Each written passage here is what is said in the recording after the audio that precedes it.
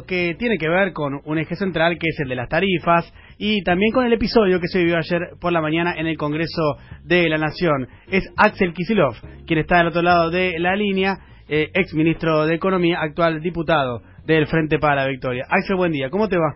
Buen día, ¿cómo andas, Diego? ¿Bien? Bien, muy bien. ¿Qué es lo que pasó ayer en el Congreso finalmente, que se estuvo ahí al borde del quórum y finalmente no se consiguió? Mirá, enésimo escándalo. Vos te acordarás que cuando fue lo de tratar la baja de las jubilaciones que trajo Macri al Congreso, pasó algo muy parecido. Nada más tuvo algo más de escándalo, pero más o menos lo mismo, que es que los diputados del oficialismo no concurren y entonces tratan de generar una situación donde no haya quórum con la ayuda de algún aliado o pseudo opositor que no se sienta. La verdad es que ese día subía y bajaba el contador y faltaba uno para el quórum. Esta vez también teníamos el quórum y en ese momento entra un diputado oficialista, habla con Olmedo de Salta, Olmedo se para y deja el Congreso sin quórum. Así que fue medio alevoso porque, bueno, lo mandaron a hablar, pero nos tienen más o menos acostumbrados. El otro día Caputo, que tenía que venir a explicar sus offshore y el tema de la deuda, en un momento armó un escándalo también, mandó un papel a una diputada y se levantó y se fue. O sea que la verdad que con el Congreso solamente van si ganan, pero si pierde el Macri le da la orden de irse. Y lo importante es que ayer se quería debatir la cuestión de las tarifas. Sí, ahora te quiero preguntar sobre eso, Axel, antes para cerrar el pequeño episodio y ya pasar a la profundidad de qué pasa con las tarifas en la Argentina. El diputado al que vos hacías referencia es Daniel Di Stefano. Es cierto que la verdad que... No, Di Stefano llegó tarde, pero llegó. Sí. No, un diputado oficialista fue a hablar con Olmedo que estaba sentado, sí, se me confundió el nombre, tenés razón. Olmedo se paró. Sí. Y manejando esa maniobra estaban atrás de la cortina algunos de los jefes de bloque. O sea, es cierto, sí. Fue un escándalo. No, lo que resulta al menos sospechoso es ese diputado que se acerca a hablarle al oído a Olmedo y Olmedo después se levanta. Eso sin lugar a dudas. Ahora, en cuanto a la estrategia del quórum, ¿no es también una estrategia válida, digo, esto de no dar quórum, Axel? Porque cuando ustedes eran gobierno también pasaba que había determinadas oportunidades que ustedes consideraban que no había que dar quórum, por ejemplo. No, son las reglas de juego que el oficialismo no se siente. Lo que pasa es que, bueno, evidentemente tiene que pagar el costo político cuando uno lo hace siendo gobierno, siendo oposición, de no querer discutirlo. Esa es una. Y después la otra, si mandás a levantar a un diputado y bueno, que no es de tu bloque, porque el medio no es del bloque, entonces bueno, qué sé yo, uno siempre sospecha que hay algo espurio ahí atrás, porque ¿por qué se levanta si había venido? Se supone que el diputado, esto lo tendrá que explicar Olmedo, vino a decir que quería cumplir el reglamento, no sé, una cosa así, pero lo escandaloso de esto fue que teníamos el quórum, lo dinamitaron levantando un diputado, y toda la vista, digamos, de todo el mundo. No, parlamentariamente yo coincido, la verdad que está en cada bloque sentarse o no sentarse, ¿no? Que entonces no van a trabajar, si van a trabajar, es una cuestión política. Lo cierto es que si Macri no quiere discutir las cosas en el Congreso cuando pierde, debería asumir que esto es así. Estos manejos son los que un poco perturban, ¿no? Que se levantan, que hacen escándalo, que dicen que sí pero no, que todas maniobras se argucian, ¿no? Que como ellos no tienen mayoría, no pueden evitar el quórum con las convicciones, así que se lo evitan de otra manera. Ese Javier Preto, el diputado que se acercó a hablarle a Olmedo, echa la corrección. Ahí está, ahora sí. Axel, pasemos al tema en sí de las tarifas. ¿Cuál es tu análisis o tu diagnóstico del actual cuadro tarifario para este año? A mí me parece que cuando el gobierno planteó que había que hacer aumentos de tarifas, dijo que era por tres motivos. Motivo uno, porque como las tarifas eran muy bajas, las empresas no invertían, entonces había cortes de luz. Motivo dos, porque había poca energía en el país, poca producción de energía, de petróleo y de gas, ellos lo llamaban una crisis energética, y entonces si se cobraban más las tarifas, las empresas cobraban más, las petroleras cobraban más, sacaban más petróleo. Tercer punto, porque había un déficit fiscal muy alto que había que bajarlo, porque como el Estado pagaba parte con subsidios de una tarifa más baja, entonces había que revertir esa situación de déficit. Vamos una por una. Petróleo, o sea, la crisis energética, petróleo y gas que se produce en la Argentina, desde que está Macri, cuando llegó estaba creciendo la producción, desde que llegó está cayendo. Quiere decir que pagamos las tarifas, pero si había crisis energética porque había que importar, hoy se importa más, mucho más. Casi en estos 2 años se importó tanto como casi todo el gobierno nuestro, de petróleo y gas. Es decir, que subieron las tarifas, pero producimos menos gas y petróleo. Cortes de luz, tuvieron un primer verano benévolo, y un invierno no tan frío, entonces hubo menos. Ahora, este último verano hubo cortes de luz en todos lados, que no salgan todos los días en la tapa de los diarios, porque cuando había cortes de luz en nuestro gobierno, estaban, como ayer que hubo un ruidazo, gente en la calle, y yo pasaba los canales oficialistas y no aparecía ni una cámara en ningún lado. Yo me acuerdo que había un esbozo de alboroto o de alguna manifestación y estaban todas las cámaras de Clarín, La Nación. Yo simplemente digo que han tapado, pero hay los mismos cortes de luz. Este año seguramente más. Y por último, el déficit fiscal es mayor desde que llegó Macri. Lo que pasa es que tomamos deuda teóricamente para no hacer el ajuste, y hoy lo que está pasando es que estamos pagando más intereses de deuda que antes. Quiere decir que ni el déficit, ni los cortes, ni la inversión de las empresas, ni la producción de petróleo mejoraron. Las tarifas sí, las pagamos igual. Entonces, ¿a dónde va toda esa plata?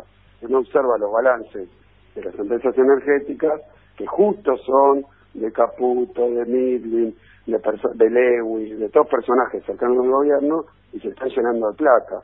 Entonces, el nivel de las tarifas, sea baja o alta, tiene que tener que ver con la inversión, con la producción. Bueno, el gobierno de Macri no es así, solamente pagamos las tarifas, eso va a la bolsa de las energéticas y se las llevan a un offshore, qué sé yo, qué hace.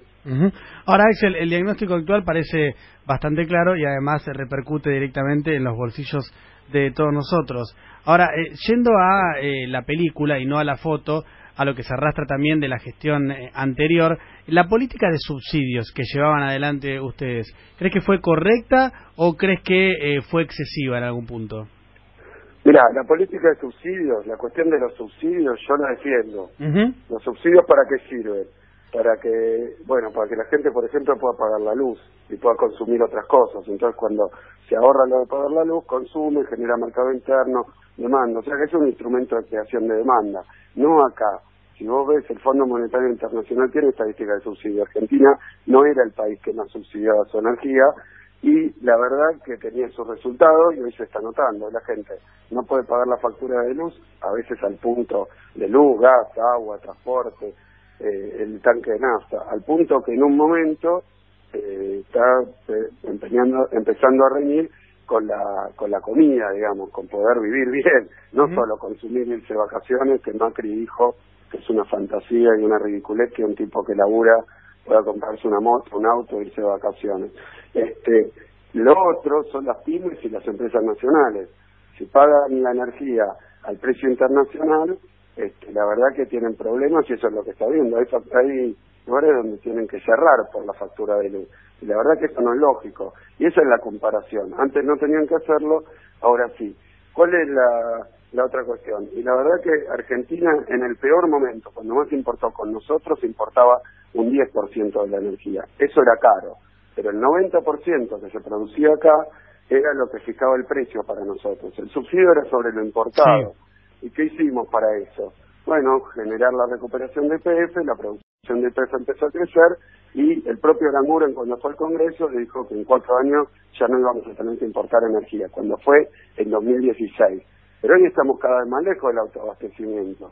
O sea que lo que van generando es más importación y más necesidad de subsidio para fijar a precio argentino la energía. Y ese es un poco el fondo de la cuestión, Diego, que lo que están haciendo con las tarifas es ponerla a valor dólar y a valor internacional, lo cual no está en ningún manual de ningún lado. Es decir, han puesto las tarifas como las querían en los 90, con las privatizadas. Eso es un poco la situación actual. No, yo también recuerdo que en 2012, después en 2014, se hicieron aumentos del 30%. Yo me acuerdo, si vos mirás ahora en internet, en el diario, yo anuncié un aumento del 22% y 30% del gas en ese momento. Hicieron recursos judiciales, toda la oposición, que era Macri y compañía y el radicalismo, todos con el grito en el cielo, y terminaron parando este aumento. Y decían que era un tarifazo, 30%, es decir, que cuando eran oposición tampoco querían dejar que las tarifas se alinearan con lo que yo creo que pueden alinearse, que es con los salarios, para que la gente las pueda pagar. Esto está fuera de todo criterio. Esto es que las energéticas deciden cuánto nos cobran la luz, pero no es de ellos la energía. La verdad que son empresas que cumplen el papel que antes cumplían las empresas estatales. Ahora, Axel, con respecto a la posición del gobierno con respecto a este tema, el presidente está convencido que la única forma de bajar el déficit fiscal, que es una obsesión del gobierno, es a través de este tipo de medidas, porque la quita de subsidios contribuiría a la reducción del déficit fiscal. ¿Es efectivamente así? ¿La única forma posible para reducir el déficit fiscal es este camino? Mira, si la preocupación fuera el déficit fiscal, entonces tendría que decidir a quién le quiere cobrar más. Y no es lo que ha hecho, porque de hecho a las mineras le perdonó, al correo le quiere perdonar la guita, los intereses de deuda, las levacas, o sea, el sector financiero cada vez le paga más. Al único que le sube el costo es a la clase media, a los sectores populares, a las pymes, a los pequeños productores rurales, que son los que tienen la dificultad. Por eso ese tema de gobierna para los ricos, que es algo que se ha instalado, la verdad es que tiene un fondo de razón muy fuerte. Le perdona impuestos a los ricos, le sube las tarifas a todos los demás, que son la gran mayoría. Si él combatiera el déficit fiscal, la verdad que podría revisar lo que ha hecho con los impuestos a los sectores más concentrados. El otro día planteó por decreto para hacer la PPP, que son contratos de obra pública privatizados, planteó no cobrarle IVA ni ganancia a las constructoras. Y uno dice, ¿por qué a todos les perdona impuestos y las tarifas tienen que estar recontra altas? Bueno, es una decisión de gobierno. Nosotros pensábamos distinto. Obviamente que podemos discutir si el valor de la tarifa, que como te digo, cuando lo queríamos aumentar, hacía un escándalo. Pero te digo, y lo tengo que decir, el diario Clarín 10 tapas diciendo que yo era algo así como el Rodrigazo, porque habíamos subido 30%, ahora lo subieron 1.600%, me parece fenómeno, y si alguien protesta, está loco de la cabeza. Entonces yo creo que ahí hay una alianza entre diferentes sectores, porque les parece muy bien que cobren agua, la cuenta de gas, cualquier cosa, pero ellos mismos, viste, hacen un blanqueo y no pagan impuestos, y parece que haber evadido está buenísimo, porque estaban obligados, o sea que los que más tienen no contribuyen nada. Yo no sé cuál es el sufrimiento y el aporte que están haciendo los que más tienen esa teórica reducción del déficit fiscal. Para colmo, va al revés, porque termina generando inflación, o sea que se cae el poder adquisitivo, y además, la verdad que el déficit aumentó desde que está Macri, es mayor que en 2015. Lo que pasa es que ahora pagamos más intereses de deuda y cobramos menos impuestos a los ricos. Entonces el déficit no se soluciona. Es una gran mentira, la verdad que es una gran mentira. Los argumentos con los que hicieron el tarifazo, porque yo podría discutir si una tarifa era muy baja y alguien decía yo quiero pagar más, había una opción para pagar más, pero ponerle que había que subirla.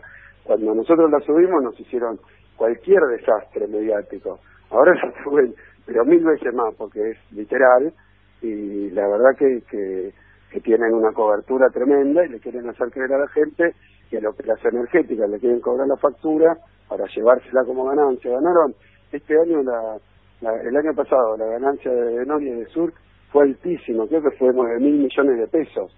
Entonces eso no fue ni a cubrir el déficit, ni a la obra, ni a la inversión, ni a la producción de energía.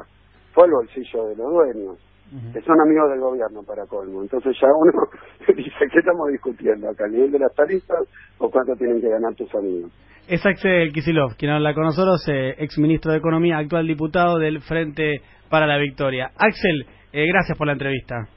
No, muchas gracias a ustedes.